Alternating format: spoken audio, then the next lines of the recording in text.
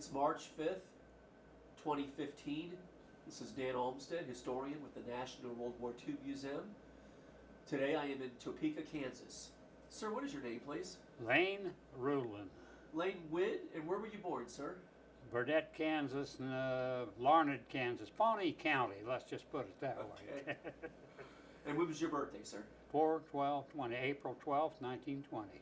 And you told me, though, you didn't actually grow up in Burnett, Kansas, right? That's where I was born and lived there. Folks lived there just a year and then moved to Larned, and I grew up in Larned, Kansas. Well, tell me a little bit about your childhood and growing up. Well, a large family, 9 of us. Oh, wow. Yeah. I had 3 sisters and a number of brothers, whatever that totals.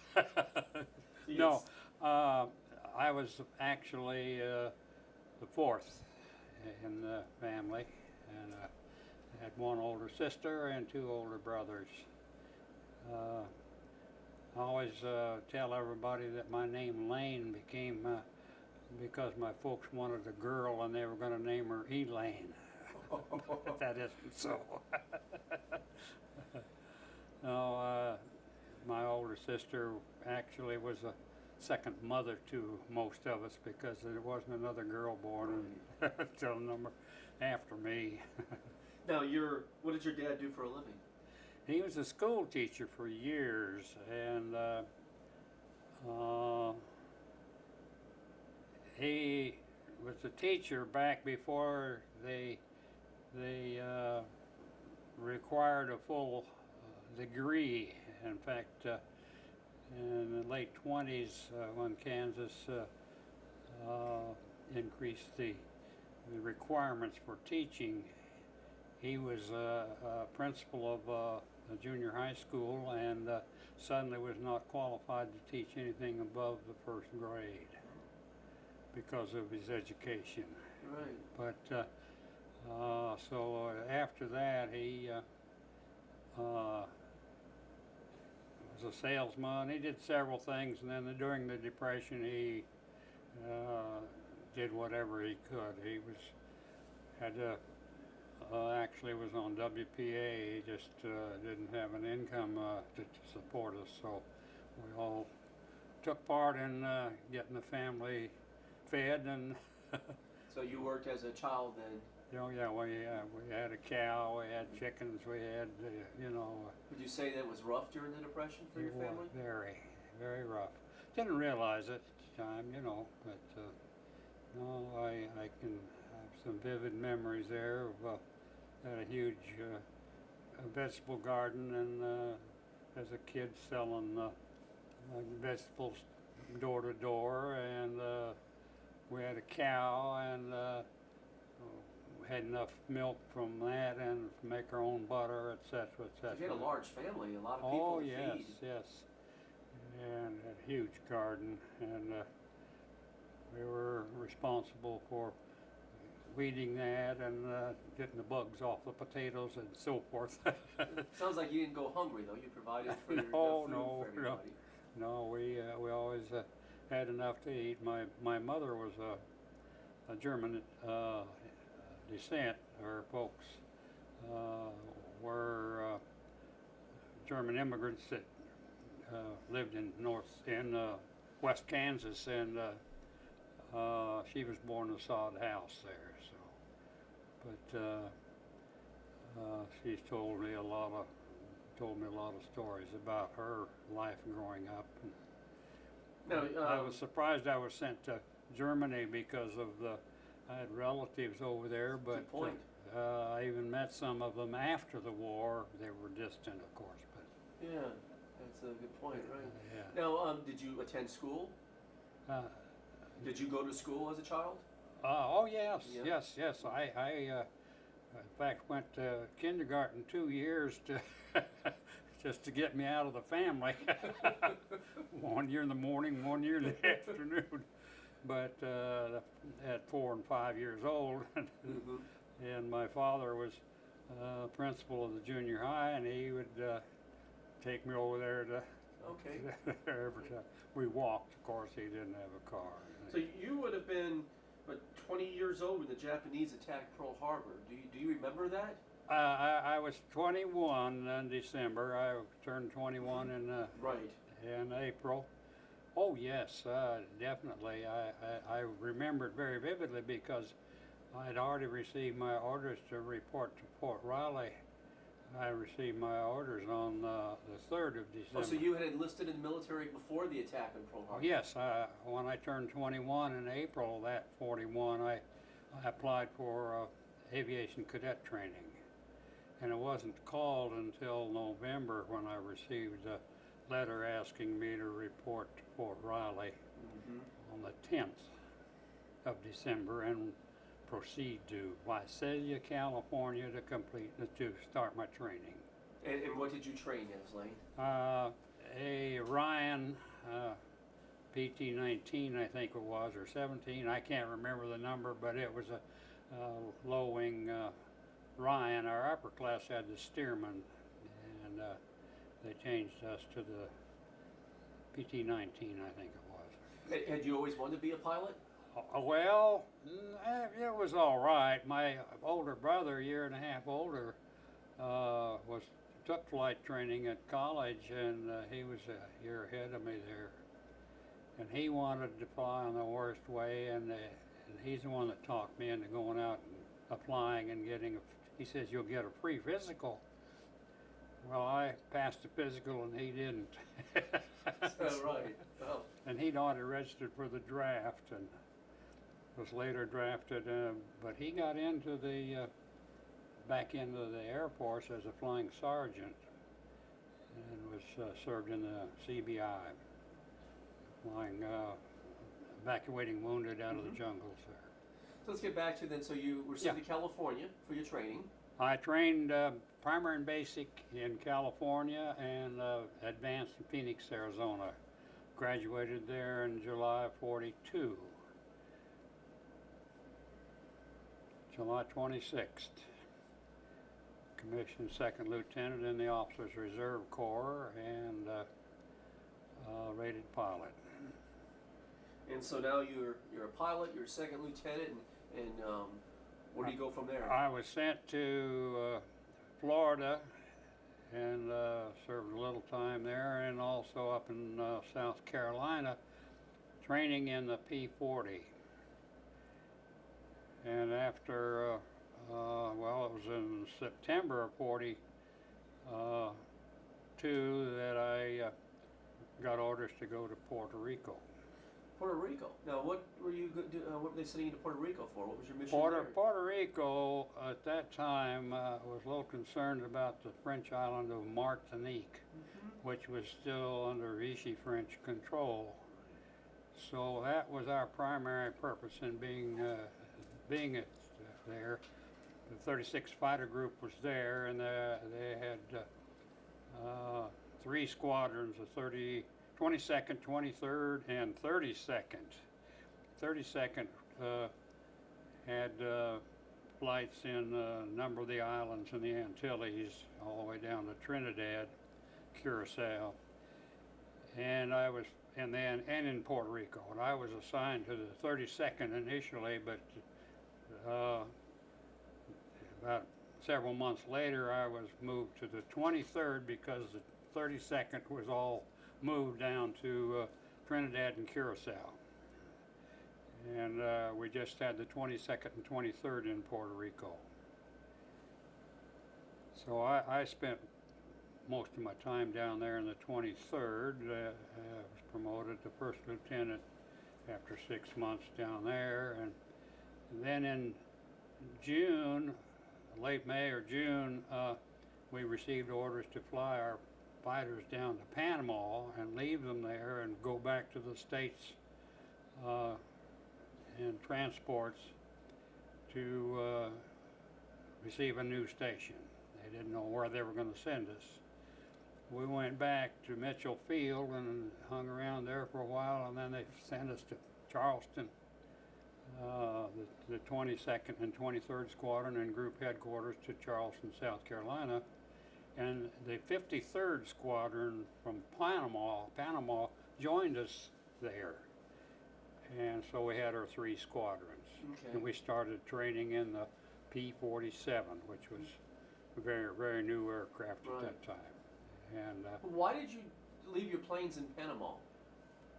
there was that was in the 6th Air Force, and I guess they needed They needed the planes, needed yeah. them down there. I don't know what purpose they were going to serve, Right. but there was some fighters there that came out and intercepted us and escorted us into Panama. When we landed there, we island hopped to get down there. Of course, Mhm. we didn't have the range to go Right. across, and then we were checked out in the P-47 there, and we started extensive tactical training, even including moving, which the group and the 3 squadrons would be transported. We went to Galveston, and then we went out to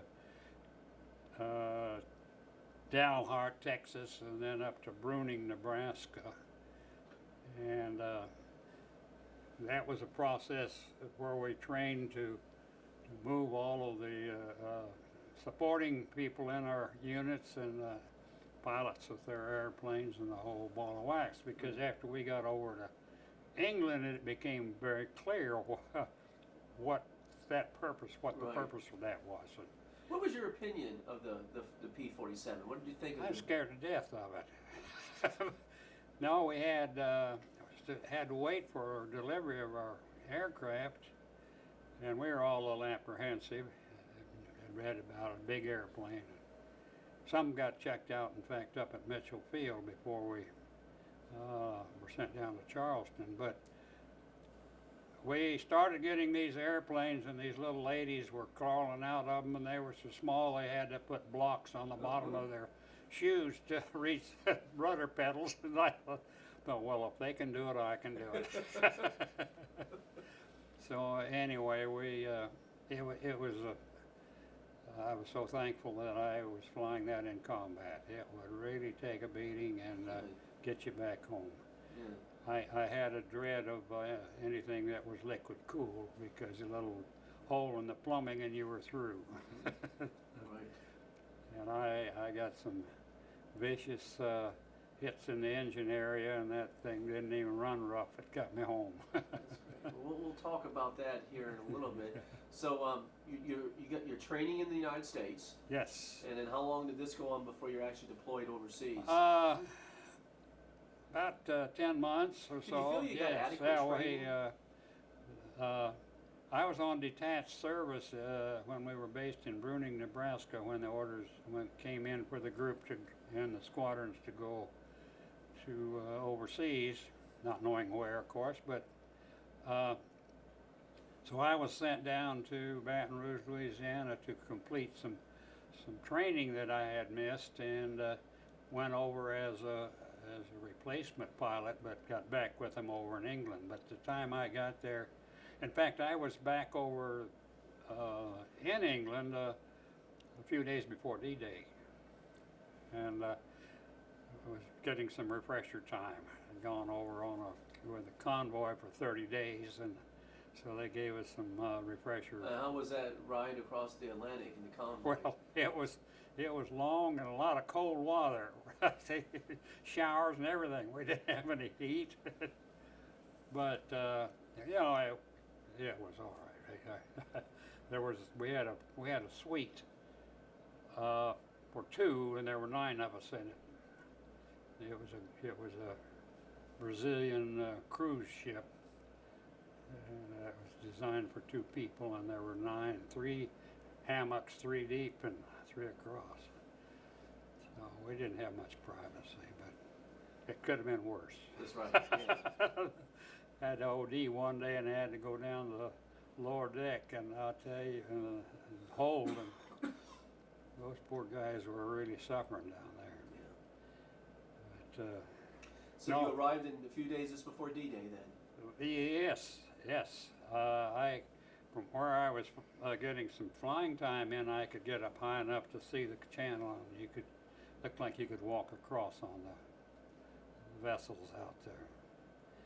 And the 36th was already committed. They were flying the other 2 squadrons, well, all 3 squadrons, and I didn't join them then until around the 1st of July, and it was in July that I first started flying my missions. Let's back up on D-Day though. So you were in England when the Uh-huh. invasion took place, That's right, I was in a replacement. and I guess the activity around England, everybody knew something was up. Did you know what was about to take place? Oh, there were so many people on there that the old saying, they were afraid they were going to sink the island. Right.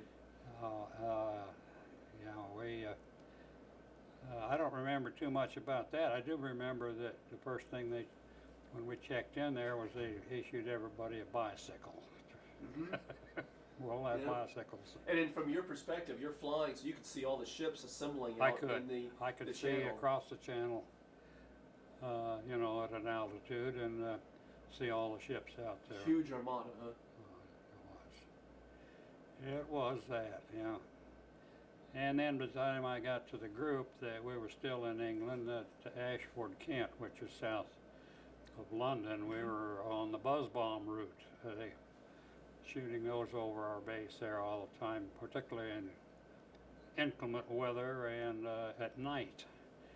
So as long as we could hear the putt-putt, we knew that we were safe. But the minute it quit, everybody would dive for a foxhole or something, because you knew it was coming straight down. But then we left there, and in August we were ordered over to St. Mary Eglise, which is near the beachheads, and we flew out of there for golly, I can't remember. I think it was through the. It would have been in. Well, let's see. My dates I can't remember. We moved over there in August, and we followed Patton across France. Once he ran out of fuel there, and they couldn't get the trucks up there with his supplies. We had already moved up to Le Mans because we were so far. He was so far away from us that even with external tanks, we couldn't spend too much time in the target area. We did get down to southern France, as I mentioned earlier, where the Germans were trying to get out of southwest France to avoid the landing in South France. Mm-hmm. And we caught a division of German troops on the road, and it was a two-lane road, and they were two abreast trying to get out of there. Our group and another group flew missions down there for 2 or 3 days, and we had them stymied. We knocked all the vehicles and what have you out at the head of the column, so they couldn't proceed. And then we selected our targets, and So your missions were strafing missions and bombing at that missions? time we did both. And most of them were close support. We Right. didn't. Still were doing some volunteer. Escort missions, but most of our missions were targets of opportunity or targets that the ground forces had called us about, and we'd go in and knock out a gun emplacement or something of that nature. So you guys trapped the Germans trying to retreat from southern France. They surrendered to Ruehlen.